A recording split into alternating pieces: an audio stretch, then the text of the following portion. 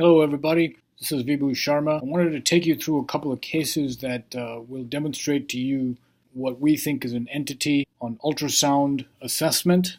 This is new, we haven't found any evidence this has been described previously.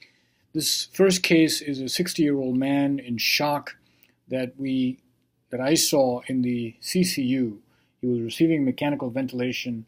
He had a chest x-ray done that showed a midline trachea and a completely opacified left hemithorax. An ultrasound of the left hemithorax showed swirling opacities, also that has been described previously as a plankton sign, and a serpentine mobile opacity that is seen here. Thoracentesis showed a hemorrhagic pleural effusion. As you can see in this video, what I think is clot is attached to the surface of the lung. The second case that you will see down here is of a 60-year-old man who developed chemotherapy-associated thrombocytopenia and febrile neutropenia. On day 21 of his hospital stay, he underwent CPR and was transferred to the intensive care unit, where bilateral worsening opacities were seen, as well as an enlarging cardiac silhouette. Persistent atrial fibrillation prompted a bedside echo, and the bedside pericardial and pleural ultrasound assessment showed both the plankton sign with the swirling opacities and the serpentine opacities.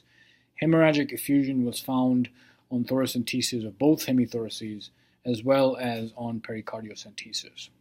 This third case is a 50-year-old man who was evaluated for a right lung mass and a large pleural effusion, and a malignant pleural effusion was subsequently diagnosed. Worsening dyspnea and rapid reaccumulation of fluid in the right hemithorax within 24 hours of initial thoracentesis on chest x-ray prompted a decision to place a Pleurex. Ultrasound assessment prior to the placement of the catheter showed the plankton sign, as well as, again, the serpentine opacities in the right pleural space. We obtained frank blood on thoracentesis. This fourth case is a 80-year-old woman who complained of dyspnea that had lasted months. Her chest x-ray revealed a whiteout of the right hemithorax.